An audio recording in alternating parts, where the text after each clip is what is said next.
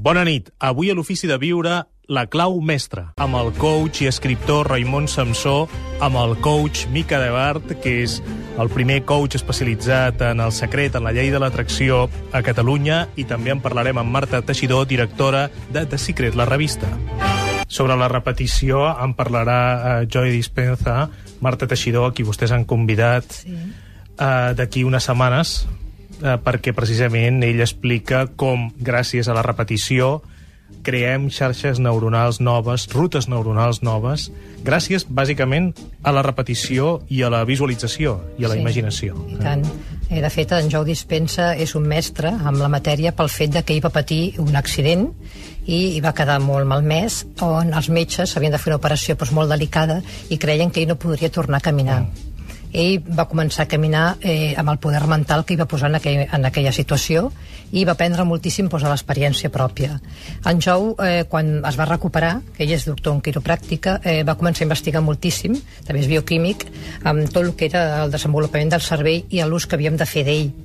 També és veritat, i és molt curiós, que l'última vegada que vaig estar aquí al programa vostre, jo vaig dir que m'agradaria molt que vingués el Joe Dispenza a Barcelona, i no va passar una setmana que em van trucar per oferir-me si volia col·laborar amb els creatius culturals d'Europa per portar el Jou per fer un curs, un taller aquí.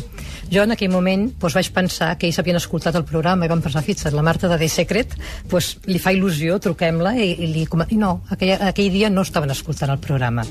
I ha sigut... Mira. Sí, aquell dia, no l'escoltaven. I ha sigut curiós perquè el Jou ja portem 2 anys amb una mica de sintonia, perquè l'altra vegada que va venir, jo vaig començar amb el projecte de Secret, la revista, quan vaig veure la pel·lícula I tu què sabes. Sí. Recordem que ell és un dels protagonistes del documental I tu què sabes, que no està traduït al català. Que no està traduït al català. I, efectivament, bé, ell és efectivament doctor quiropràctic, igual que la Michelle Nielsen, que forma part del grup que han convidat Joe Dispenza a Barcelona. Per cert, quan serà? Sí, el 19 de juny, a l'edifici Paranimf històric de la Universitat de Barcelona. I teniu vosaltres algun web on la gent pugui... Sí, podeu, també tant entreu a la The Secret, la revista, la meva revista digital, com també, si busqueu al Google el curs de Joe Dispenza, també surt. Molt bé, doncs Michelle Nielsen, la doctora Nielsen, ha publicat un llibre del qual ens van fer ressò a l'Ofici de Viure, que és Los 10 pasos para atraer y manifestar la realidad que deseas, el método Matisse, a l'editorial Obelisco. També ha aplicat, sembla, la llei de l'atracció en el seu llibre, perquè aquest llibre va començar sent d'autoedició i ara li ha publicat l'editorial Obelisco amb una molt bona distribució. I li hem preguntat en què consisteix el seu mètode. Ell ens ha explicat que és un mètode inspirat en el seu fill Matisse, es diu Matisse, el seu fill, però que parteix de la idea que tots nosaltres som artistes de les nostres vides. La Montse de Tortosa diu gràcies a l'ofici vaig crear el meu primer mapa del tresor. Diu, de moment estic en el punt de la confiança que m'ha portat a mobilitzar-me per canviar el que no m'agrada de la meva vida i buscar el que desitjo.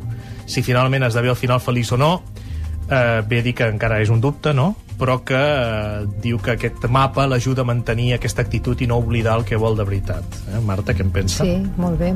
No, és cert això, el moment que... El tema és que avancem, que fem alguna cosa. El que no funciona res si no fem res. És molt moviment. Saber el que volem, si comencem amb el collage, o amb la llibreta, que jo sempre parlo de la llibreta, o amb fotografies, amb afirmacions, sigui el que sigui, hem de fer alguna cosa. I només que demà, quan ens aixequem, cada una de nosaltres fem una cosa diferent, la vida ens demostrarà una altra cosa diferent.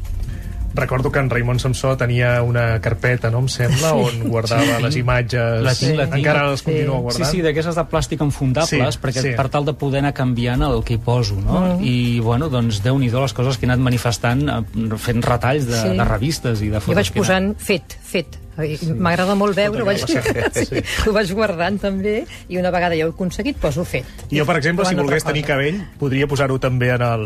recuperar cabell, no? Bueno, hi ha formes, segur que hi ha alguna. Vull dir que, a veure... Puedes incluso elegir el color. Te sorprenderies. Sí, jo t'ho diré després un parell de coses. Que fent d'advocat del diable, aquí... Hola, Jordi, ja vine, tu això no t'afecta, perquè... No, jo cada vegada en tinc menys, però si fas això, digue'ns-ho. Has de dir que en tens més. Ho dic perquè, clar, tampoc podem demanar miracles, no? Fent d'advocat del diable. A mi m'agrada demanar miracles, perquè si no haig de demanar miracles, què ens hem de demanar, no? Jo penso que ens hem de superar i ens hem de duplicar resultats, no? El doble és una paraula que a mi m'agrada, perquè el doble ja és molt d'entrada. Duplicar resultats. Duplicar, sí, duplicar. El doble de feliç, el doble d'ingressos, el doble.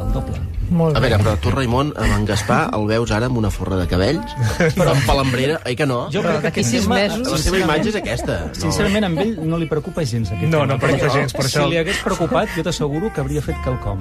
Però en cas, suposem, imaginem, per exemple, el que sí que em podria ajudar, no?, el collage i tot el que estem tractant avui a l'Ofici de Viure és acceptar la situació, no? Acceptarla, ¿no, sí. Mica? Exacto. O sea, una cosa es que mañana, tú mírate en el espejo mañana y ya verás.